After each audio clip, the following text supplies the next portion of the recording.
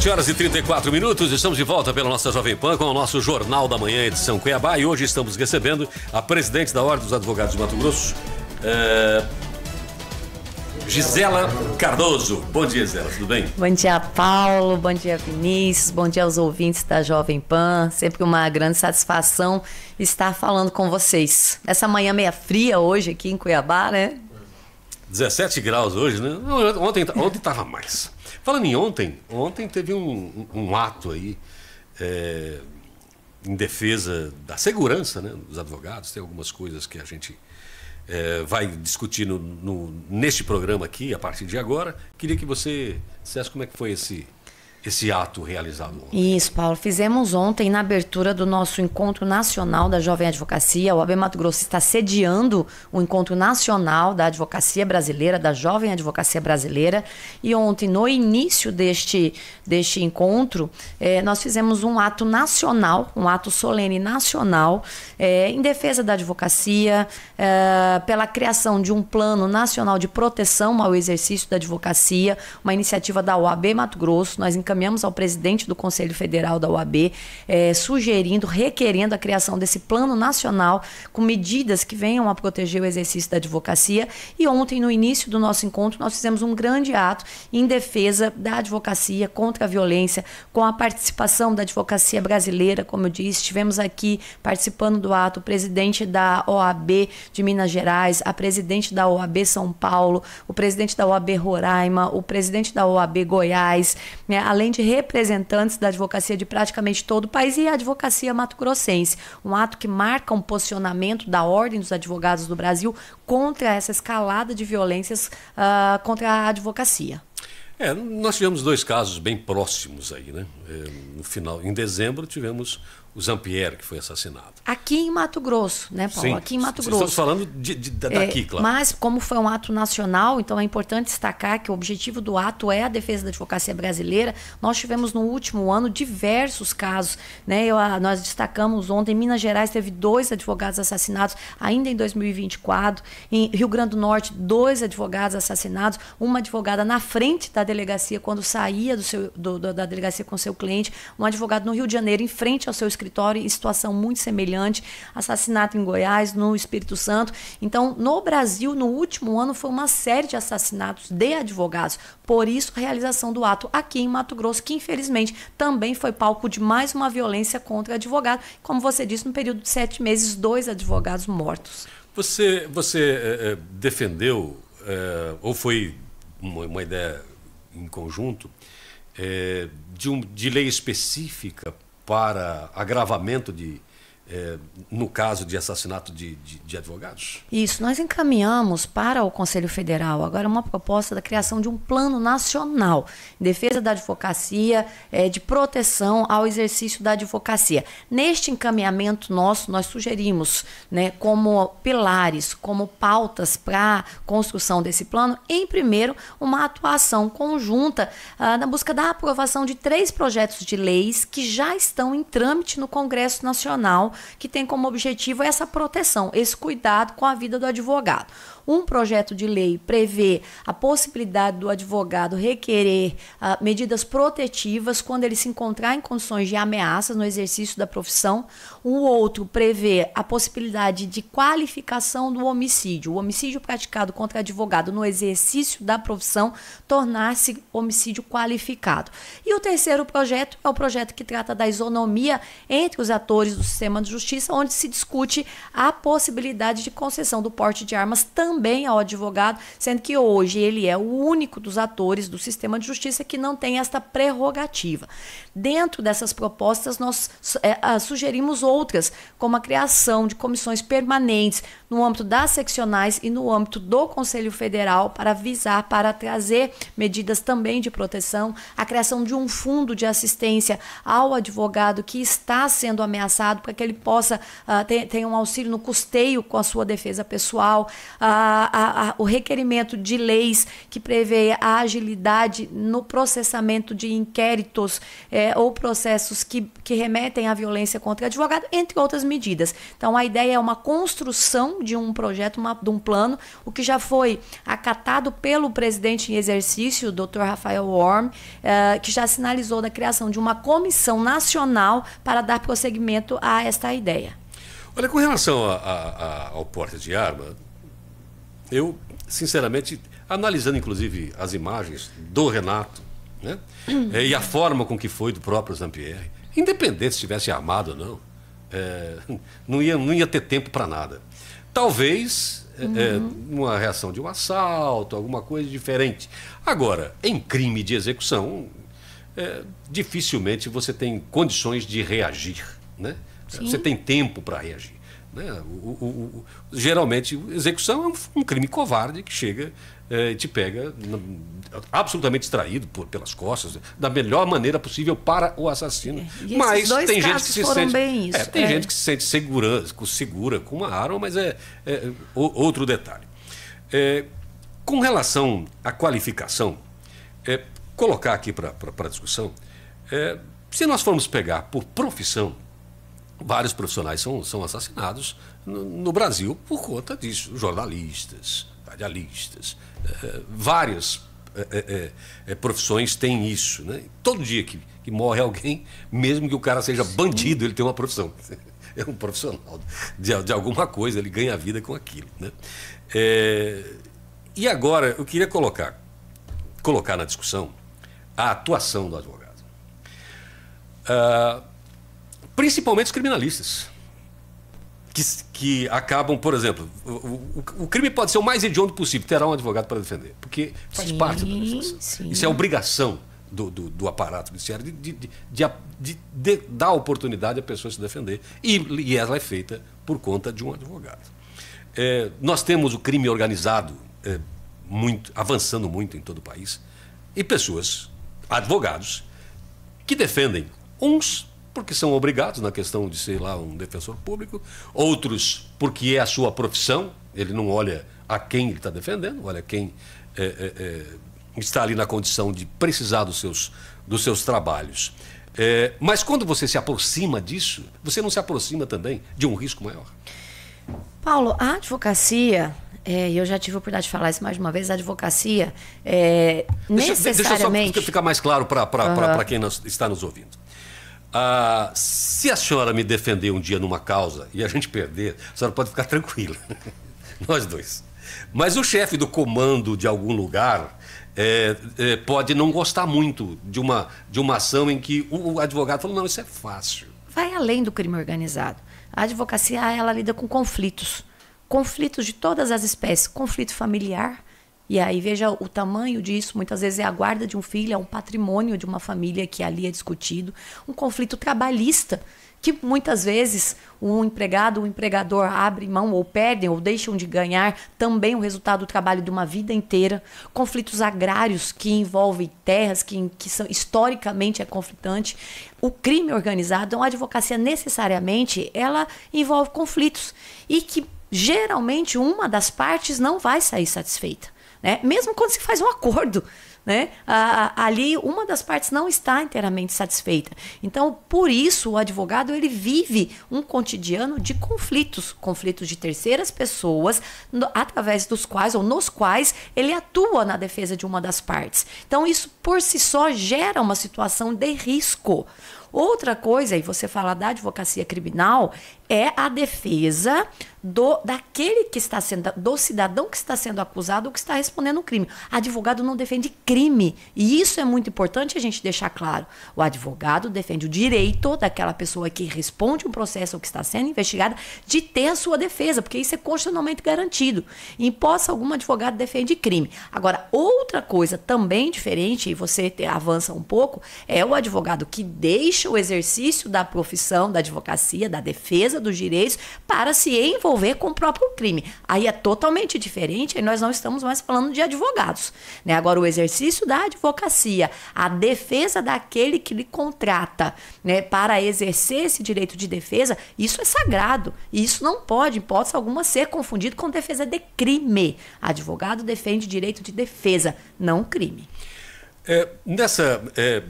Nessa perspectiva, o cargo de juiz não seria muito mais perigoso? Por quê? Porque o advogado não decide. Ele trabalha na defesa ou na acusação de alguém, enfim. Ele está ali para defender ou não. Mas a palavra final é de quem? É do juiz. Ele é que determinou isso. A diferença, Paulo, e todos que estão no sistema de justiça, ali dentro, todos os atores do sistema de justiça, eles estão envolvidos nessa relação de conflito, né? Como eu disse. É o advogado, é o magistrado, é o defensor público, é o Ministério Público. A diferença é que os outros atores de justiça, do sistema de justiça, eles contam com o aparato estatal, eles contam com a proteção estatal, e eles têm uma distância muito maior das partes. O advogado não. O advogado, ele está de cara limpa, né? Direto contato com as partes. E isso é o que diferencia o advogado dentro dessa condição, desse sistema de justiça. Por isso que quando nós falamos lá da possibilidade de se conferir das mesmas prerrogativas, inclusive o porte de arma, que tem sim a discussão, é exatamente nesse sentido. Nós estamos no mesmo sistema, mas não há isonomia neste ponto. Não há a mesma condição de defesa ou de proteção que os outros atores do sistema de justiça possuem. Vinícius. Muito bem, bom dia, Gisela. Bom dia, sempre Vinícius. Um prazer, minha amiga, poder te receber. Você, parabéns, né, pela tua coragem de vir a público sempre, né, e nesse momento, né, parabéns aí por sediar o Encontro Nacional, né, parabéns pelo mandato, né, que você vem fazendo. Aí está terminando, né? Aí, uma das perguntas aqui é a reeleição, mas vamos deixar para o final, né? Mas é uma polêmica, né? Realmente com essa questão aí, especialmente do Renato, né, Neri, surgiu essa polêmica até aqui mesmo, né, sobre o papel da OAB, né? Porque Sim. ele tinha mandado, né? Aí, talvez eu não tenha entendido bem do ponto de vista processual, é importante você esclarecer, né? Ele tinha feito uma representação já se queixando da situação dele, né? E aí até acho que na segunda-feira aqui eu e o Nestor comentamos, né, disso, né? O Nestor foi um pouco mais enfático assim, né? Mas sobre o andamento que você poderia ter dado ou não, talvez tivesse evitado ou não essa morte, né? Como é que você vê? Qual é o papel da OAB realmente nisso? O que ele mandou para lá? Você deveria ter encaminhado ou não encaminhou? Por que você tomou essa decisão? Enfim, é um momento para você explicar, né, essa conduta, né, como presidente da OAB. Né? Primeiro, Vinícius, a gente recebe com muita indignação, né, a falta de respeito e o uso político de uma tragédia, né, que acometeu aí a advocacia, que veio, que causou uma consternação em todo o Brasil, um advogado, um ex-presidente da OAB, que todos sentimos, né? Então, o uso político, e seja uma política partidária, porque nós estamos às vésperas da eleição municipal, seja a política de ordem, porque também estamos, mas a utilização, até de forma irresponsável por alguns, né, de um tema tão delicado, de um tema tão sensível e tão importante. O Dr. Renato Neri encaminhou para a OAB, através de um e-mail no dia 25 do 6, após o expediente, então o protocolo foi gerado no dia 26 do 6, uma representação disciplinar. E aí quem é advogado, mesmo quem não é, mas que tem um mínimo de conhecimento, sabe o que é uma representação disciplinar. É um processo disciplinar contra um outro advogado. Então, o Dr. Renato Neri apresenta para a ordem uma representação disciplinar contra um outro advogado e diz: esta pessoa não está agindo de acordo com o que estabelece o Código de Ética e Disciplina e o Estatuto da OAB Mato Grosso. Portanto, eu requeiro a instauração de um processo ético-disciplinar contra o advogado X para que ele possa responder e, ao final, que sejam aplicadas as penas ético-disciplinares que prevê o nosso estatuto, que prevê o Código de Ética e Disciplina. E ele requerendo, inclusive, a própria exclusão deste advogado dos quadros da ordem. Além disso, não há um único requerimento, não há uma única linha que suponha ou que sugira eventual ameaça. Não há um único pedido de atuação da ordem sequer para enviar qualquer documento para qualquer órgão, seja das forças de segurança, seja do judiciário, seja do Ministério Público. Trata-se de uma representação disciplinar contra um outro advogado que atuava como representante da parte ex adversa naquele processo. Esse protocolo foi recebido no dia 26, nos dias 27 e 28, ele continuou juntando documentos, ele junta muitos documentos, foram quase 8.000 páginas de processos que já estão em trâmite há quase 30 anos. Então, ele junta muitos documentos de processo. No dia 27 e 28 junta, então, a partir daí, esse protocolo é finalizado e no dia 1º, na segunda-feira, o processo vai concluído para a presidência e a vice-presidência do TED, do Tribunal de Ética e Disciplina. Importante destacar, Vinícius, que tanto trata-se de uma representação disciplinar que esta representação sequer foi para a diretoria, ou sequer foi para a presidência. Essa representação foi endereçada para o Tribunal de Ética e Disciplina, diretamente para lá. Então, na segunda-feira, esse processo é concluído para que o presidente ou o vice-presidente faça o despacho preliminar de uma representação que são corriqueiras, que nós recebemos todos os dias.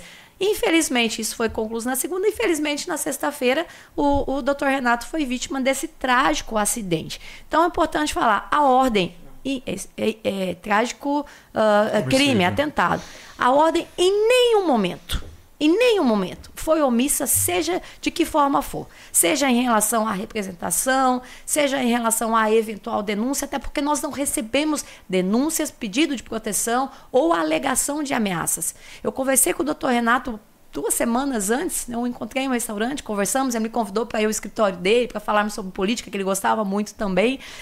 Ele sequer relata a possibilidade de qualquer ameaça. Então, falar que a ordem foi omissa ou que a ordem poderia ter feito é, no mínimo, um desconhecimento, né? Aí eu vou dizer, é um desconhecimento, e em se tratando de advogado, ou é desconhecimento, ou é má-fé, ou é uso político, o que a gente realmente lamenta muito.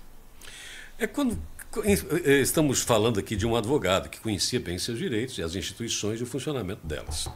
E alguém que não estava se sentindo ameaçado até pelo jeito que ele desce do carro, etc. e tal. O jeito que ele desceu ali, parou, parece que estava, né? Parou. O assassino pôde escolher o ângulo, inclusive. Estava olhando no celular, no meio da rua. Não era uma pessoa que tomava cuidado. Diferente do Zampieri, que tinha um carro que naquele dia estava com um carro que não era blindado, né? Então, a gente vê que tem ali uma diferenciação grande entre os dois casos, né?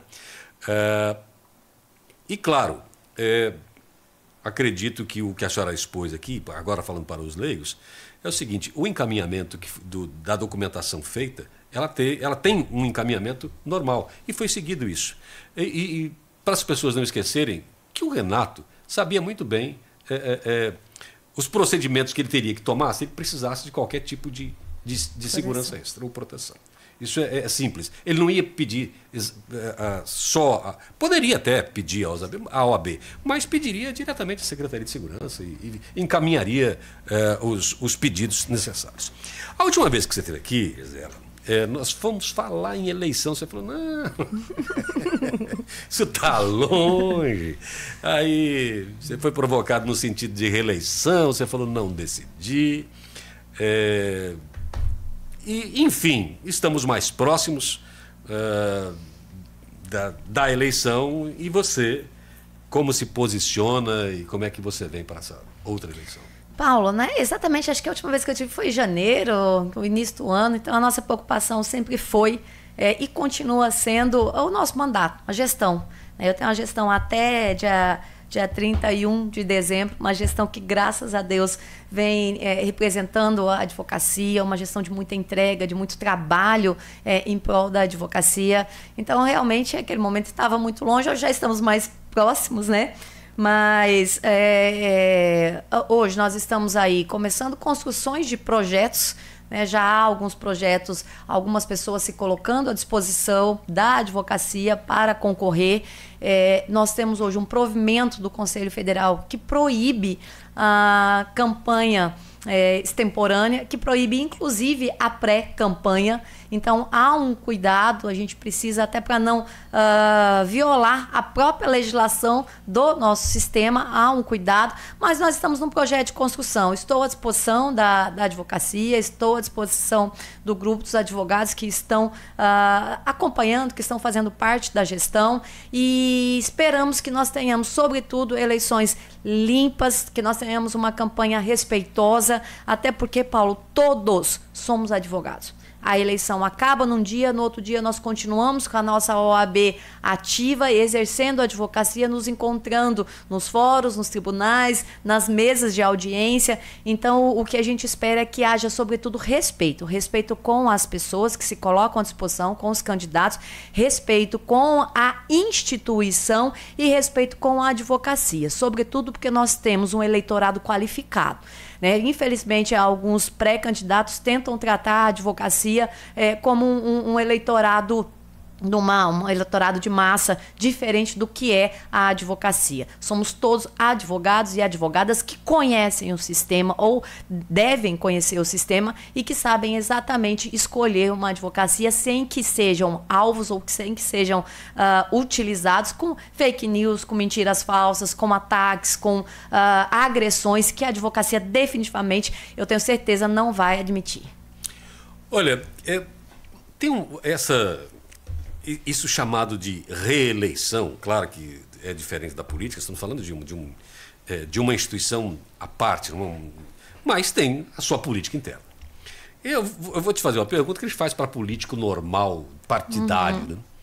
É necessário uma reeleição? Por que é necessário uma reeleição? Por que o mandato é curto? O mandato precisa de uma reeleição? Se acaso você se lançar, assim, claro, sim, evidentemente, sim. Se acaso você for se lançar. Paulo, nós temos histórias muito boas, né, que demonstram aí reeleições importantes. O mandato é curto. Por mais que possa parecer 3 anos, eu falo, pelo menos na minha experiência, o primeiro ano você está se ambientalizando com a condição da presidência. Você está fazendo as visitas institucionais, você está se colocando na condição de presidente, você está no nosso estado, que é um estado com 29 subseções, o 3º maior estado em extensão. Então é um ano em que você se ambientaliza, que você se coloca, que você começa a trabalhar com os projetos. Então é um ano muito importante. O segundo ano, você vem com tudo na execução desses projetos que foram construídos, e o terceiro já entra a história de eleição. Né? Nós acabamos de falar que eu, em janeiro, eu tive aqui, já havia eleição e eleição.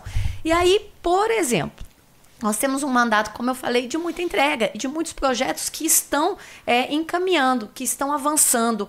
Então, uma reeleição, seja aqui em Mato Grosso do Sul, seja Goiás, seja, enfim, onde qualquer seccional, em mandatos, em gestões que estão avançando, que estão na construção e que a advocacia entende pela continuidade, eu acho que ela é sim muito válida.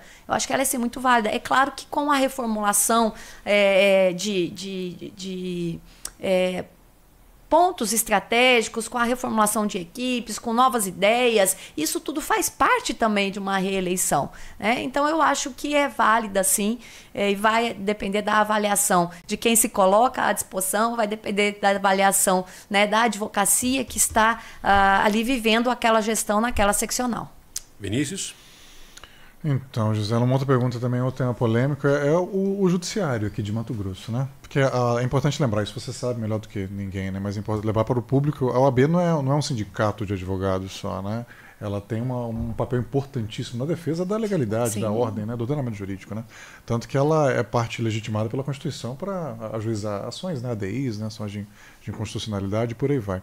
E aí a questão do direito agrário, né? A demora, né? Porque assim, quem decide são juízes e desembargadores, né? Então, por que essa disputa de terra, né? Envolvendo o Poder Judiciário? Não seria o caso do CNJ abrir uma investigação aqui em Mato Grosso, de novo, né? Que já aposentaram em juízes e desembargadores lá atrás, né? Sobre essa situação, porque não julga, né? Eu até cobrei isso da presidente do TJ, da Clarice, né? Claudino, porque da demora, né? Para a reintegração de posse é rápido. E a turma é dura na defesa, tem que tirar e tal. Mas nesses processos de disputa de terra, leva-se 20, 30 anos para julgar, né?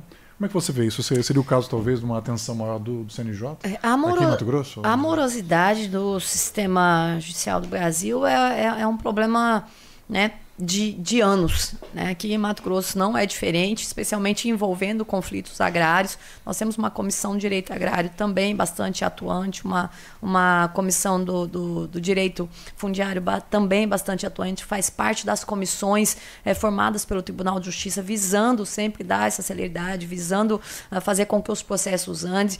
E não só no agrário, mas nos processos judiciais em geral. Nós precisamos de uma maior celeridade. Nós precisamos de um poder judiciário que entrega. Nós estamos aí com inúmeras reclamações. Hoje recebi aqui a advocacia criminalista reclamando de uma determinada vara aqui da capital que não consegue andar o processo. Estou com reclamações da vara criminal lá de Sinop que não tem andamento adequado.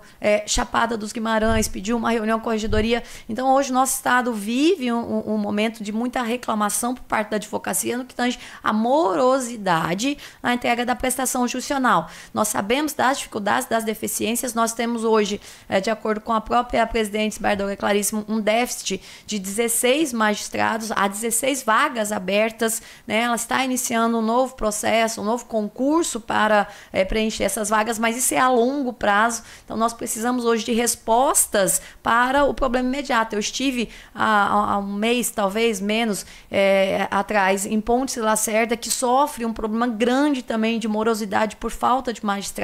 A comarca de Vila Bela está com a juíza licenciada, então os juízes de Pontes e Lacerda estão respondendo por 2, 3 varas, o que torna o judiciário ali naquela região muito parado. Então é um problema muito sério. É um problema muito sério. Então, nós precisamos, sim, do envolvimento do CNJ, nós precisamos, sim, da comunidade jurídica, né, de forma geral, envolvidas para buscarmos soluções a curto e a longo prazo, né, nessa hipótese. É porque esse celular do Zampieri aí parece que ele vai demolir. O que tem nesse celular desse Zampieri que está despertando tanto medo, entendeu? O que você acha?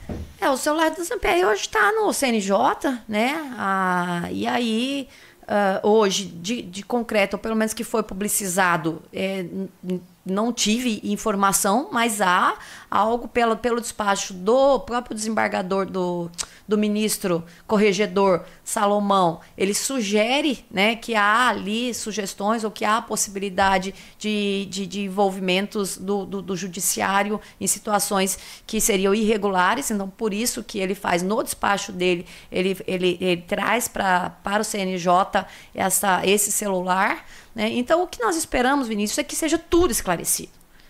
E ontem, no nosso ato, o Dr. Cláudio Stabile, que fez uma palavra, o Dr. Cláudio Stabile foi muito feliz e representa o que a Ordem pensa. Nós precisamos de todos os esclarecimentos, seja quem for que estiver envolvido, né, nos crimes, nas ameaças, seja judiciário, seja executivo, seja legislativo, seja advocacia, independente do que for. Nós vamos buscar as respostas, nós precisamos, nós, advocacia e nós, sociedade, precisamos das respostas, precisamos das identificações e precisamos que sejam punidos aqueles que forem identificados como culpados. Se comenta que no celular do Zampieri tem até o motivo pelo qual o Mauro escolheu o Botelho e não o Fábio Garcia, que estava... Tem tudo lá. Um oráculo, né? Tudo lá. Celular do Zampieri, né? E em entrevista à desembargadora e hoje presidente do TJ, a Clarice, quando eu perguntei sobre esse arquivamento não, prescrição. Adivinhe quem ela colocou a culpa? Em você e em mim. No advogado e nos jornalistas. E vocês procrastinam demais, que levam, etc. Então, a culpa desse atraso, ela, em momento nenhum, falou sobre essa questão de uma falta. Até porque o judiciário tem uma grana que gasta com vontade ali. Mas colocou a culpa nos advogados, principalmente. E nós colocou também, né? Mas só de raspão. A advocacia, Paulo, nós temos um papel essencial, um papel constitucionalmente garantido como indispensável à administração da justiça. O advogado ele vai, com certeza, utilizar todos os meios legais, jurídicos possíveis na defesa do seu cliente, do seu constituinte. né? Então, falar ou colocar culpa na advocacia pela morosidade do judiciário realmente não dá para a gente admitir, né? Outro dia eu conversava também com o desembargador e falava, mas o advogado ele quer toda hora despachar com o juiz e atrasa o trabalho do magistrado. Então, se o magistrado também tivesse conseguindo colocar ou entregar a prestação na maneira ou do tempo hábil, também não precisaria o advogado. O advogado também não quer parar o que ele está fazendo, ele não quer sair do seu escritório, ele não quer deixar de atender o cliente, ele não quer deixar de produzir para ir lá despachar com o magistrado. Quando ele vai é porque ele entende que é necessário, né? Então é uma coisa que a gente precisa ter uma serenidade, né, para entender que hoje o judiciário tem uma deficiência, tem uma morosidade muito grande, precisamos avançar nisso e que a advocacia vai continuar atuando de forma legítima, legal e combativa na defesa daquele que o confiou um instrumento de procuração para defender os seus direitos. Eu estou sorrindo aqui porque cada vez que a gente pergunta a uma das partes, os dois têm razão, né? Pois é. Cada um coloca as suas, evidentemente. Cada um coloca as suas razões, né? E sempre esbarra no chamado legalidade. A legalidade, é fato. Assim, nós sabemos que talvez, Paulo, por mais que você fale, o judiciário hoje ele tem um bom valor destinado, né? O judiciário brasileiro foi apontado aí como um dos que melhor remunera, o do Mato Grosso, né? Mas a gente sabe que a estrutura talvez não seja ainda suficiente para atender toda a demanda. Nós temos magistrados, e eu reconheço aí, que trabalham de 7 da manhã a 10 da noite, numa jornada assim absurda para tentar dar conta. Às vezes, humanamente impossível. Então, o magistrado precisa ter condições também de fazer o seu trabalho, o Poder Judiciário precisa ter condições para que a gente possa entregar para a sociedade. Eu sempre falo, o nosso principal foco, a nossa principal preocupação tem que ser com o jurisdicionado. Não adianta a advocacia, o judiciário, o MP ficarem se acusando, tentando colocar a culpa num no outro. A gente precisa buscar a resposta, a gente precisa buscar caminhos para que o jurisdicionado, que é o destinatário final do nosso trabalho, o trabalho de todos nós que fazemos parte do sistema de justiça, tenha uma resposta adequada e em tempo hábil, né, na resolução dos seus conflitos. Como objetivo final, eu, no ponto, né, porque eu sou o pai que está paisando aqui, se tivesse menos penduricalhos, agora é minha análise, tá? Dentro do judiciário, o 10º pago para lá, se fosse destinado a essa ampliação, se resolverem fazer isso, fazem. Porque o que se recebe lá é uma coisa bem grande. O suficiente, imagino eu. Mas é meu posicionamento, tá bom? 8h06, quero agradecer aqui a presidente da OAB, Seção de Mato Grosso, Gisela Cardoso. Muito obrigado pelo papo, obrigado pelo tempo que você disponibilizou para a gente. Obrigada, Paulo. Obrigada, Vinícius. Eu que agradeço mais uma vez a oportunidade de estar aqui com vocês, fazendo os esclarecimentos necessários, ressaltando o papel da ordem enquanto uma instituição que representa a advocacia, mas que, sobretudo, como você bem destacou, uma instituição que é a voz da sociedade civil organizada, uma instituição que tem um papel constitucional muito importante na nossa sociedade. Então, sempre que preciso, a ordem está à disposição para os esclarecimentos, para as informações e para as ações que são necessárias. Obrigado, Vinícius. Até segunda. Obrigado, Paulo. Obrigado, Gisela. Parabéns. Foi importante você fazer esses esclarecimentos, né? Acho que é a primeira entrevista que você está concedendo, não é, Gisela? Não te vi em outro veículo? Não, eu falei em outros veículos. Mas está aqui, isso é bom você esclarecer. Obrigado, é sempre um prazer te entrevistar. Um abraço na Judite também, que está aqui, né? Que é colega, né? Corintiana, torcedor do Cuiabá Roxo, né? Enfim, né? Ninguém é perfeito, né? Um abraço ao público e até a próxima. Eu sou extremamente favorável ao novo mandato para assessoria de imprensa. Gente, um grande abraço e até segunda-feira. Bom final de semana. Tchau.